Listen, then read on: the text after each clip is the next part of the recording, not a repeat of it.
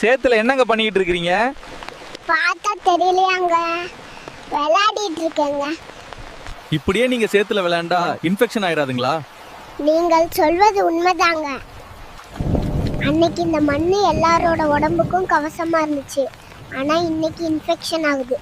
அப்போல்லாம் வயல் ஓட்டும் போது சேருங்கிறது வெறும் அழுக்கா இல்லாமல் நம்ம உடம்ப தேத்தக்கூடிய இயற்கை மருந்தாக இருந்துச்சுங்க. ஆனால் இன்னைக்கு நிலைமை தலைகீழாக மாறிடுச்சிங்க. அப்போல்லாம் ரசாயன மருந்து எதுவும் இல்லாமல் ஆட்டு புழுக்கையும் மாட்டு சாணம் தான் உரமாக இருந்துச்சு. அதில் விளையாடும் போது இயற்கையாகவே எதிர்ப்பு சக்தி கிடைச்சது நம்ம உடம்புக்கு. அப்போ இருந்த குழந்தைங்களுக்கு மண்ணு தாங்க விளையாட்டு மைதானமாக இருந்துச்சு. மண்ணில் உருண்டு பிறண்டு விளையாடினதால தான் ஸ்ட்ராங்காக இருந்தாங்க. அப்போது நிலத்தடி நீர் சுத்தமாக இருந்துச்சு, காற்று மாசுபடாமல் இருந்துச்சு. நம்ம தாத்தா பாட்டிங்க மண்ணில் விளையாண்டதால இரும்பு மனுஷனாக இருக்காங்க. காலை மாற மாற மாற வாழும் சொல்ல மாறிடுச்சுங்க.